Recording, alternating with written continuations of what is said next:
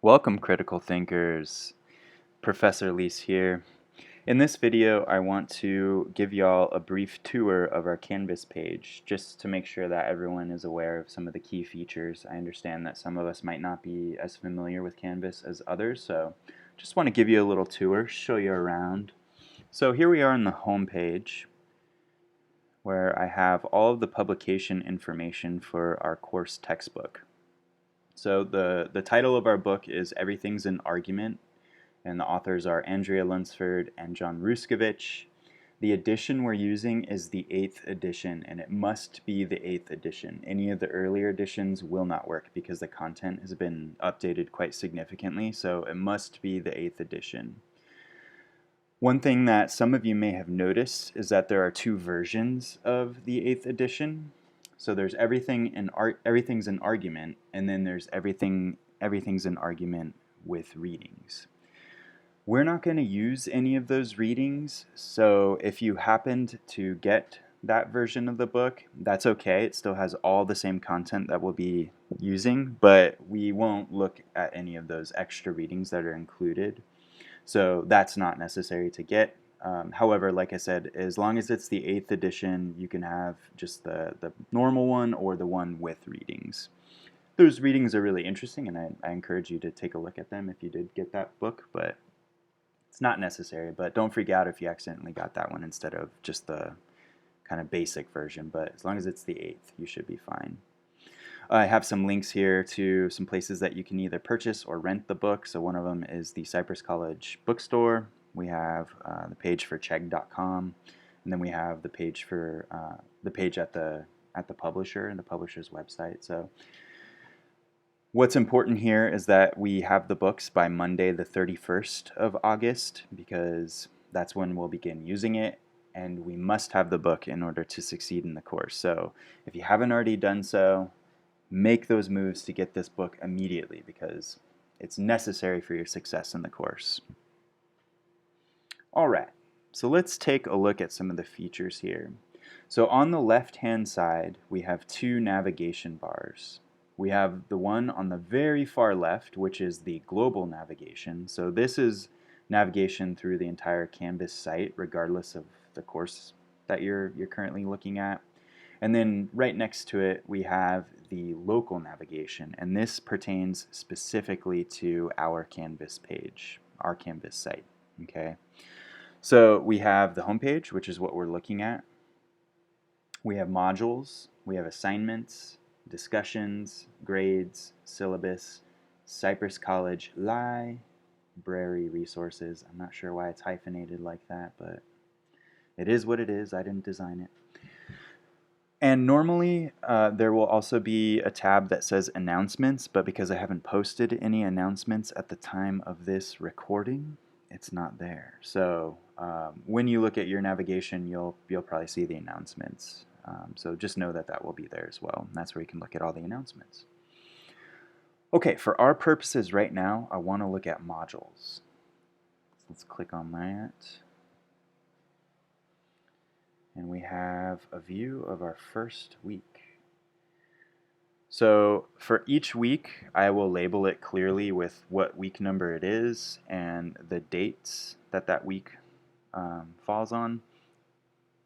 So week 1, August 24th through the 30th of August. And this week, because it's the first week and there's some things that we need to complete by the end of the first day, I've organized into 3 sections. So we have the first day, Monday, 24th of August, then we have Tuesday and Wednesday, and then we have Thursday through Sunday.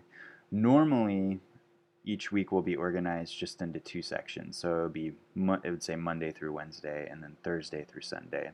But like I said, because there's some things we need to complete by the end of the first day, I broke this one into 3. So we have the welcome letter, so you should have already read that. I sent that out in a message on Canvas.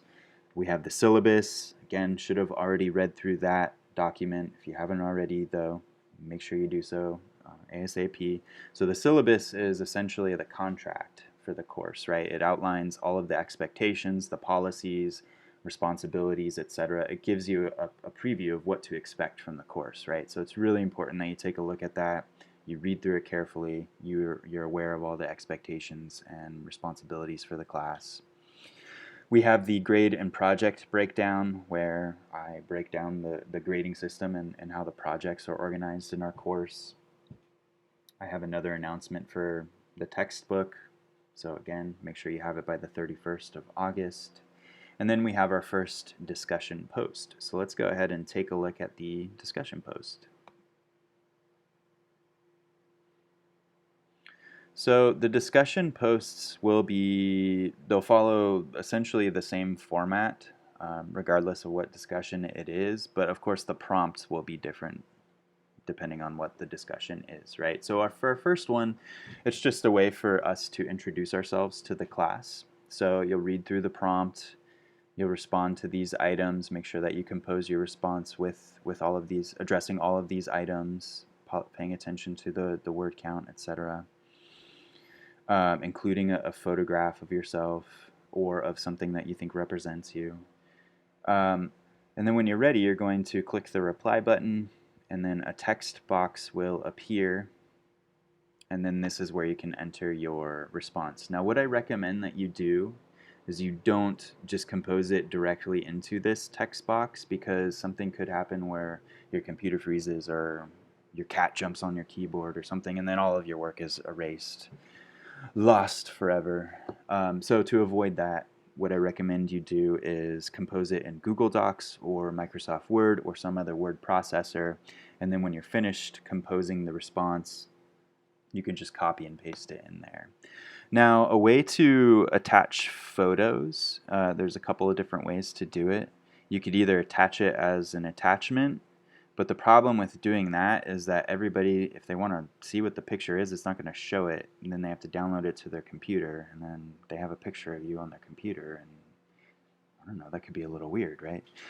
But if you just wanted to put the image in there, like what I did here, you can click on this icon where it says embed image, and then what's going to happen, it's going to bring this up, and you can there's different ways that you can attach images there. So if you had the URL, maybe you have it in a photo bucket or something like that. Canvas, Flickr. I'm going to actually show you a different way to do it. So I'm scrolling back up here. On the right hand side there's a tab that says links, but then you can click on one that says images. You should be able to upload an image that way. So it's not doing it for me because I'm on student view, so it's not doing it. So I apologize, y'all, but just trust me, you'll be able to do it that way. And then you can resize the image and do all kinds of stuff and put it wherever you want it in the post. And then when you're ready, you just post reply. A couple of test students here, that's me. Alright, well that's what I wanted to show everyone in this initial video. If you have any questions, feel free to message me on Canvas or send me an email at cleis@cypresscollege.edu. Otherwise, I'll see y'all on Canvas.